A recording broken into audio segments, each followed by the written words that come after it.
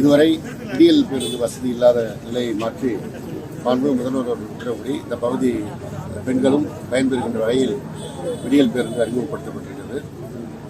அரியலூரிலிருந்து கீழப்பூர் வழியாக திருமானூரை அடைகின்ற இந்த பேருந்து இந்த பகுதி மக்களுக்கு ஒரு மிகப்பெரிய வாய்ப்பாக அமையும். இந்த மாவட்ட தலைநகருக்கு வந்து அவர்கள் ஒரு வேலைக்கு வருவதற்கோ இல்லை சிறு தொழில் செய்வதற்கோ எல்லா விதத்திலும் பெண்களுக்கு பயன்படுகின்ற வகையில் இந்த விடியல் பேருந்து பயன்படுத்துகிற வகையில் இன்றைக்கு துவக்கி வைக்கப்பட்டது. தென்மேற்கு பருவமழை ஆரம்பிச்சிருக்காங்க. அதில் மின்சாரத்துறை சார்பில் என்ன மாதிரியான முன்னெச்சரிக்கை நடவடிக்கை மேற்கொண்டிருக்கீங்க?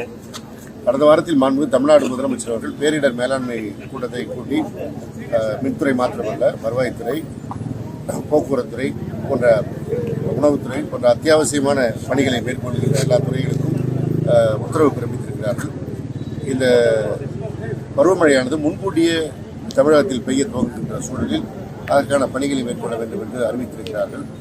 சில இடங்களில் கோடை மழை காலத்திலேயே சூறைக்காற்று அடித்து நிறைய இடங்களில் மின்கம்பங்கள் சாய்கின்ற சூழல் ஏற்பட்டது. அவையெல்லாம் உடனுக்குடன் சரி செய்யப்பட்டிருக்கிறது. மீண்டும் அப்படி ஒரு சூழல் ஏற்படுமானால் அதனை எந்த நேரத்திலும் எதிர்கொள்வதற்கு மின்வாரியத்தில் இருக்கிற பணியாளர்கள் தயார் நிலையில் இருப்பதற்கு அறிவுரை வழங்கப்பட்டிருக்கிறது. இன்றைக்கு கூட நீலகிரி, கோவை போன்ற மாவட்டங்களில் ரெட் அலர்ட் கொடுக்கப்பட்டிருக்கிறது. அந்த மாவட்டங்களில் இந்த நிலையை எதிர்கொள்வதற்கு தயார் நிலையில் இருக்கிறார்கள். தமிழகம் முழுவதும் இதே போன்று தயார் நிலையில் இருக்கிறார்கள். இந்த மக்களுக்கு எதுவும் பிரச்சனை என்றால் உடனடியாக மின்னகத்தை தொடர்பு கொள்வதற்கு மின்னகம் என்கின்ற அந்த அமைப்பு செயல்பட்டுக் கொண்டிருக்கிறது. 949879 என்கின்ற அந்த எண்ணின் மூலமாக தொடர்பு கொண்டு தங்களுடைய புகாரை அளித்தால் உடனடியாக அந்த பகுதி என்ன பிரச்சனையோ அதை தீர்ப்பதற்கு அங்கங்கே இருக்கின்ற பொறியாளர்களுக்கு தகவல் கொடுக்கப்பட்டு நடவடிக்கை. சூறைக்காற்று அடித்து அங்கங்கே மின்கம்பங்கள் சாய்வதால் எல்லா மாவட்டங்களிலுமே தயார் நிலையில் தான் இருப்பதற்கு அறிவுரை வழங்கப்பட்டிருக்கிறது. தமிழ்நாடு முதலமைச்சர் வந்து டெல்லி போனதை பற்றி எடப்பாடி பழனிசாமி விமர்சனம். தமிழ்நாடு முதலமைச்சர் மிக தெளிவாக என்ன நிதி நமக்கு பகிர்ந்தளிக்கப்பட வேண்டும், எந்த வகையில் பகிர்ந்தளிக்க வேண்டும் என்று அந்த கூட்டத்திலே அனைத்து மாநில முதலமைச்சர்கள் கூட்டத்திலே பேசியிருக்கிறார். நம்முடைய முதல்வர் பேசியதை பார்த்தால் இன்றைக்கு இப்படி நிதி கேட்க வேண்டும் என்ற எண்ணமே மற்ற மாநிலத்து முதல்வர்களுக்கும் வந்திருக்கிறது. எனவே எல்லா மாநிலத்து முதல்வர்களுக்கும் ஒரு வழிகாட்டுகின்ற முதல்வராக இருக்கிறார். கடந்த காலத்தில் எடப்பாடி காலத்தில் அப்படி அவர்களிடத்தில் அடிபணிந்து கிடந்தார்கள் என்பதையும் நாட்டு மக்கள் பார்த்தார்கள். இப்பொழுது நம்முடைய முதலமைச்சர் எப்படி அங்கே உரிமை குரல் எழுப்பியிருக்கிறார் என்பதையும் பார்த்திருக்கிறார்கள். எனவே மக்கள் முடிவு செய்வார்கள். ஆட்சி அமைந்த முதல் நாளே இந்த விடியல் பயணம் மாண்புமிகு தமிழ்நாடு முதலமைச்சர் அவர்களால் இப்பொழுது 700 கோடி பயணங்கள் பெண்களால் மேற்கொள்ளப்படுகிறது. இது ஒரு மிகப்பெரிய புரட்சி.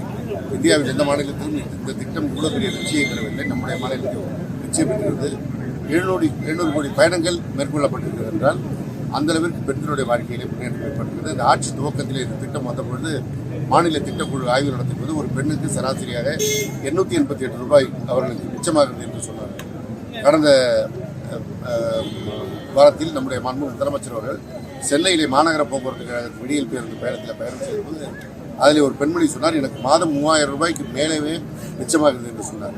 அந்த அளவிற்கு உழைக்கும் மகளிருக்கு அவர்கள் ஏற்கனவே பேருந்து கட்டணத்திற்கு செலவு செய்த தொகை மிச்சமாகிறது, அவருடைய குடும்பத்திற்கு பயன்படுகிறது என்று இன்றைக்கு பெண்களிடத்தில் மிகப்பெரிய வரவேற்பு பெற்ற திட்டம் என்ற காரணத்தினால்தான் இன்றைக்கு இந்த எண்ணிக்கை எட்டப்பட்டிருக்கிறது.